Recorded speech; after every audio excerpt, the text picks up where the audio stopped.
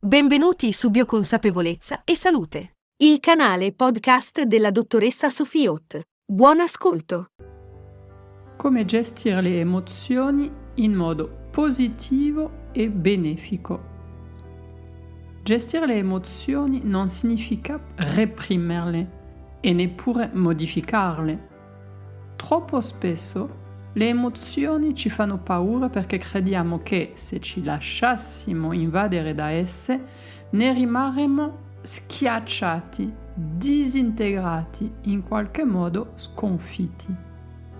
È infatti diffusa l'erronea convinzione, forse anche tu la pensi così, che nel momento in cui accettiamo di sentire alcune emozioni, queste ci abiteranno per sempre. Molte persone hanno paura di precipitare in un abisso senza fondo dal quale sarebbe impossibile uscire. Ecco che diventa ovvio, partendo da queste convinzioni, il desiderio di gestire le emozioni nel senso di domarle, cancellarle, soffocarle.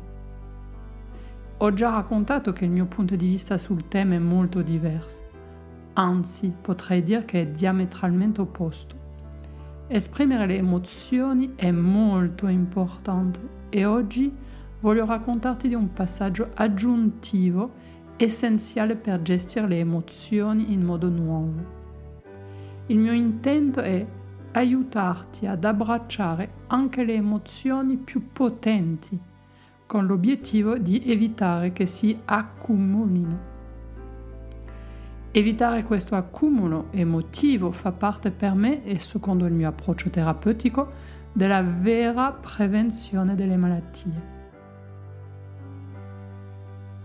Vediamo allora come puoi fare perché le emozioni non rimangano troppo a lungo attive nel tuo organismo. Primo passo per gestire le emozioni: capire da dove vengono. Spesso diamo la colpa delle nostre emozioni agli altri. Sono arrabbiata perché mio marito non mi rispetta. Sono frustrato a causa del mio capo. Mi chiede di lavorare moltissimo ma non mi paga abbastanza.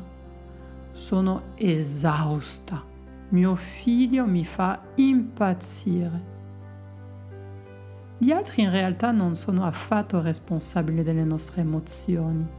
Esse ci appartengono e siamo noi a crearle. Le emozioni sono il risultato del nostro personale modo di vivere in un determinato momento una certa situazione.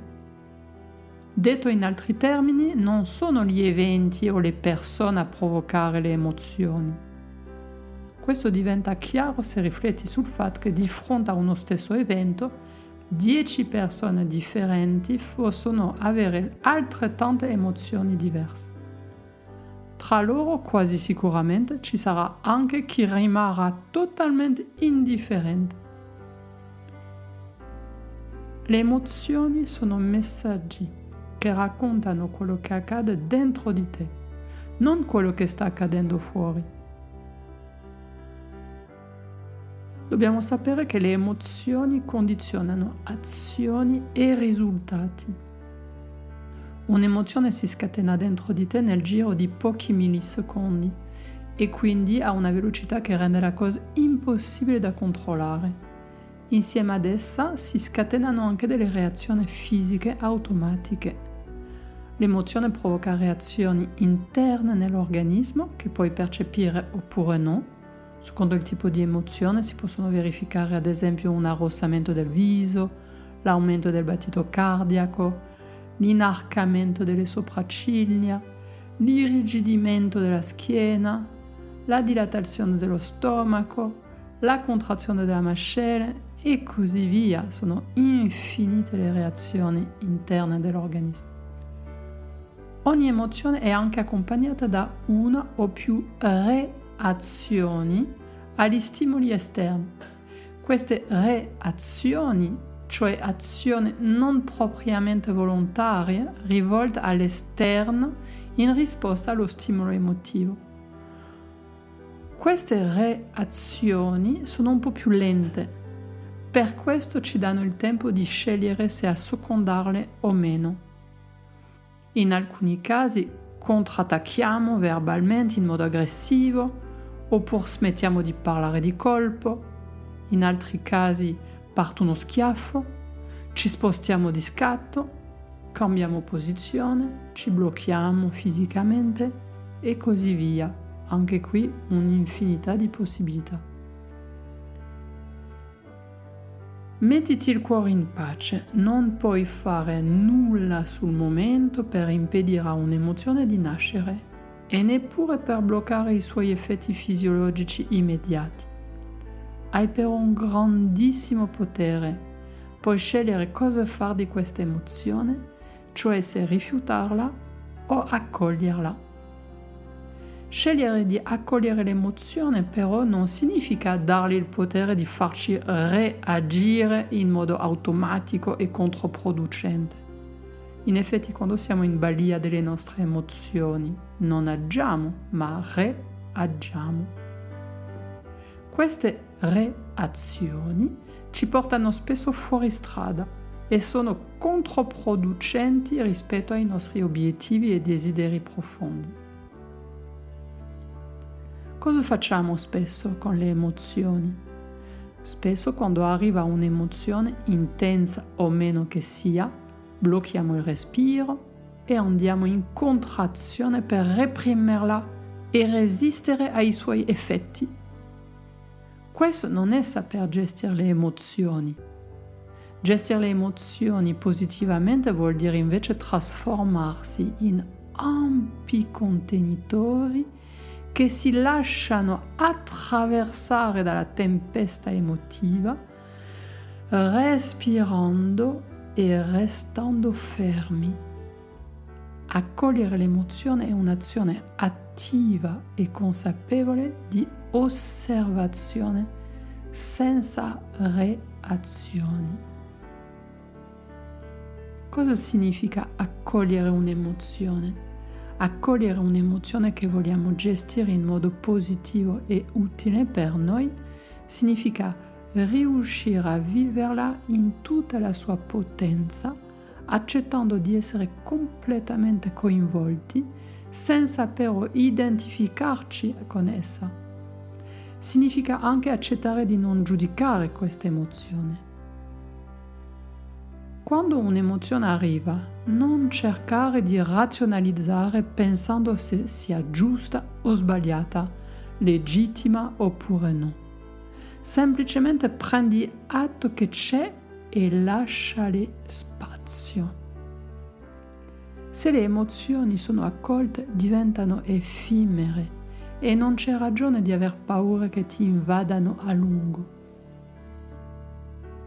Dopo qualche minuto, o più raramente dopo qualche ora, di un vero e proprio tsunami emotivo, arriverà la fase del rilassamento. Proprio come il mare si calma ogni volta dopo la tempesta. Vedrai a quel punto sarai libero dall'emozione e ti sentirai più vitale, anche se molto probabilmente sarai stanco. Si sperimenta di solito quella stanchezza rilassata tipica delle fasi successive a uno sforzo fisico importante. Avendo accolto senza giudizio l'emozione, ci sarà tutto lo spazio libero per la serenità e la gioia. È proprio questo il vantaggio di accogliere le emozioni, evitando di reprimerle o nasconderle. Abbi fiducia, dopo un momento di disperazione o anche di furia, potresti veramente provare una grande gioia. Ti sembrerà impossibile se non ne hai ancora fatto l'esperienza, ma invece è proprio così. Recuperiamo la spontaneità e l'autenticità del bambino che è capace di piangere disperato per 10 lunghi minuti per poi scoppiare in una fragorosa risata pochi istanti dopo. Nella mia esperienza la gioia e la serenità provate dopo uno sfogo emotivo nascono dal fatto di aver lasciato agire l'emozione e essersi liberati dalla tensione emotiva accumulata. C'è anche un livello più profondo all'origine di questa gioia e serenità. La gioia profonda e sottile legata al fatto di aver accettato noi stessi e l'emozione, piacevole o spiacevole che sia. I nostri lati oscuri in questo modo diventano molto meno cupi e spaventosi, proprio perché li abbiamo accolti. Prova tu stesso, dopo aver accettato di vivere un'emozione, specialmente una di quelle che ritieni scomode e sconvenienti, senza giudicarti, sentirai in te qualcosa di nuovo, l'apertura verso te stesso e verso gli altri, una sensazione di amore, gioia e pace che provengono dall'interno. Nel tempo, man mano che si sperimenta la sensazione di pace data dall'accettare le emozioni e viverle liberamente, senza pregiudizi, costrizioni o paure, la vita diventa più leggera. Gestire le emozioni positivamente permette di essere semplicemente quello che siamo e di vivere sempre di più in pace con noi stessi e gli altri. Ma so già cosa stai pensando. Come si fa nella nostra società a lasciare liberamente agire le emozioni? Non posso infuriarmi con il mio capo. Non è possibile scoppiare a piangere durante una lezione. Come faccio a urlare contro lo Stato? Ci sono situazioni nelle quali esprimere le nostre emozioni potrebbe essere controproducente. Per paura di versare benzina sul fuoco, crescendo, impariamo a trattenere le emozioni. Per ora le cose stanno così. La nostra società non vede di buon occhio la possibilità di esprimere le emozioni liberamente. Aspettando che l'umanità evolva e cambi atteggiamento nei confronti delle emozioni, ti suggerisco una strategia, quella dei post-it. Quando un'emozione sta arrivando e non pensi di essere nelle giuste condizioni per esprimerla liberamente, scrivi mentalmente un post-it, un appunto da conservare dentro di te. Ricordati di tornare sulle emozioni in seguito, quando sarai libero di esprimerla. Le emozioni possono essere accolte anche a distanza, ripensando alle situazioni che le hanno generate. Per aiutarti a farlo, puoi scrivere una lettera. Mi raccomando, usa carta e penna. Al computer l'effetto non sarebbe lo stesso. In che cosa consiste questa lettera? Pensa alla situazione che ha generato l'emozione che ti sei sentito costretto a trattenere e scrivi tutte le parole che ti vengono in mente. Scrivi rivolgendoti alla persona o all'evento che pensi sia la causa scatenante delle emozioni, anche se in realtà la causa scatenante è il tuo modo di vivere la situazione. Però, ad esempio, puoi scrivere: Signor capo, non può trattarmi così, è profondamente ingiusto, sono furioso, eccetera, eccetera. Oppure: maledetti politici che non mettete al primo posto il benessere dei cittadini. Servirebbe così poco per far funzionare tutto al meglio. E così via. Sviluppa tutti gli argomenti e sfoga liberamente le parole trattenute. Non cercare di essere gentile, educato, simpatico o rispettoso, non avrebbe nessun senso. Questa lettera non verrà mai recapitata a nessuno, non verrà letta da nessun altro a parte te. Dunque scrivi di pancia, insulti, esagerazioni, generalizzazioni, sentenze drastiche, tutto è permesso. Intanto che ti sfoghi verbalmente, respira, osserva e accogli anche le reazioni del tuo corpo.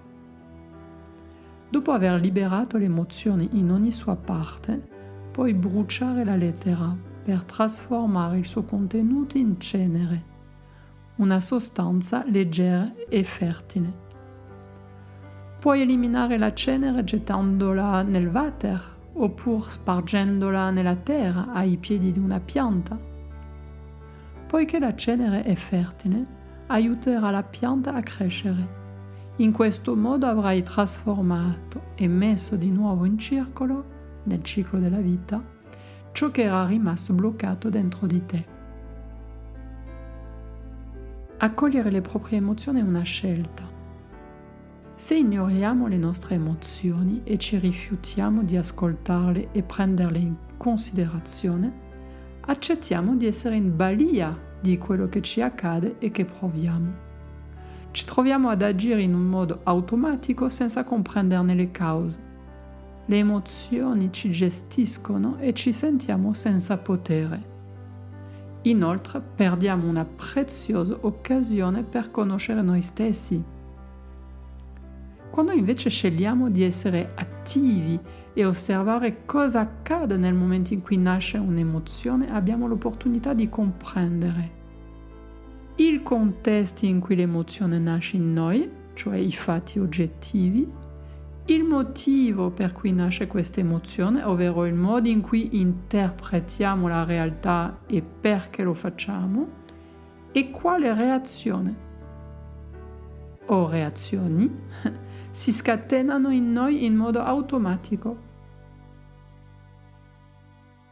Quando osserviamo con onestà, possiamo anche valutare se quanto proviamo e le sue conseguenze sono appropriate alla situazione, cioè razionalmente adatte e proporzionate all'evento, oppure se la reazione emotiva scaturita è oggettivamente sproporzionata alla situazione contingente.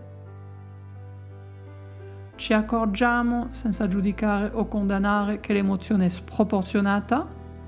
Possiamo interrogarci sul perché sia tanto intensa. La qualità e l'intensità dell'emozione sono condizionate dal nostro modo di vivere la situazione e dunque dai filtri con cui interpretiamo la realtà. Questi filtri nascono dal nostro dialogo interiore. Puoi trovare un altro podcast, secondo me essenziale, sull'importanza del nostro dialogo interiore. Dunque questi filtri nascono dal nostro dialogo interiore, dal vissuto personale presente e passato e addirittura da quanto è accaduto ai nostri familiari, risalendo alla genealogia. Accogliere l'emozione ci permette di osservare cosa accade in noi e perché. Quando provi un'emozione, puoi scegliere di lasciare che ti guidi verso altri episodi della tua vita, in cui hai provato qualcosa di analogo. Potresti anche approdare in contesti diversi, in epoche diverse. Le emozioni del presente sono spesso emozioni già vissute nell'infanzia e nella vita dei nostri avi. L'emozione può essere veramente una porta d'ingresso a un viaggio interiore. Se accetti di accogliere un'emozione che provi nel presente, farlo potrebbe ricondurti a una ferita emotiva del passato e potrebbe aiutarti a elaborarla. Sto parlando di quei traumi dolorosi che rimangono in noi e che guidano le nostre azioni senza che ce ne rendiamo conto. Potresti renderti conto che la furia che senti, il senso di svalutazione o di ingiustizia che provi oggi nei confronti di una persona o di una situazione è la stessa emozione che provavi nell'infanzia di fronte a tuo padre o a tua madre. L'emozione acuta e drammatica diventa così una preziosa alleata, il segnale di una ferita passata che si può scegliere di guarire per essere in pace con il passato e con il presente. Far pace significa diventare più aperti e sereni rispetto alla propria vita presente e al futuro. Ti auguro un mondo di salute.